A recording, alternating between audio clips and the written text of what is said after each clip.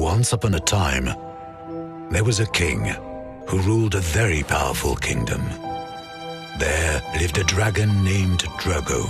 The citizens of the kingdom were frequently seen playing with Drugo for hours on end, but some people started spending too much time with Drugo. They would put their work and their families aside, as if Drugo would solve all their problems. The king concluded that Drugo was to blame for the affliction of many families and started a campaign to ban the dragon.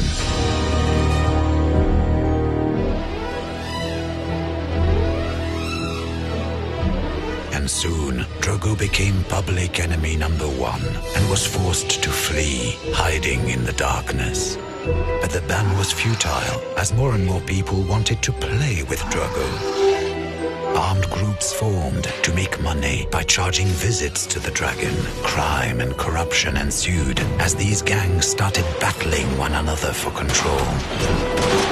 A law was passed prohibiting people from having any form of contact with Drugo. Offenders were to be arrested. Soon, the dungeons were crowded with non-violent offenders who were treated mercilessly, including people who were dependent on being with Drugo. The king started investing enormous amounts of the royal treasure into a war against Drugo.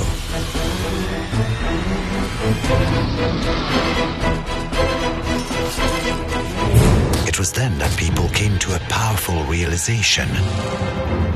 The more they fought Drugo, the stronger and more menacing he grew, and the more violent the gangs became. The kingdom was shaken by a violent war that soon spread across all neighboring kingdoms.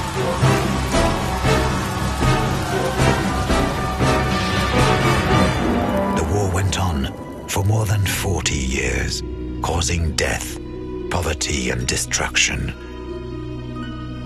Then, former rulers of several kingdoms decided to break the taboo.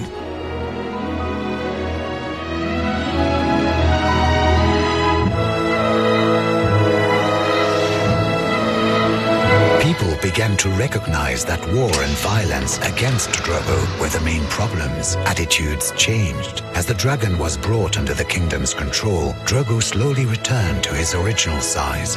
The gangs lost influence and dropped their weapons. People could live without fear, understanding that supporting those who suffered because of Drugo was a smarter decision than killing and incarcerating people in an endless war.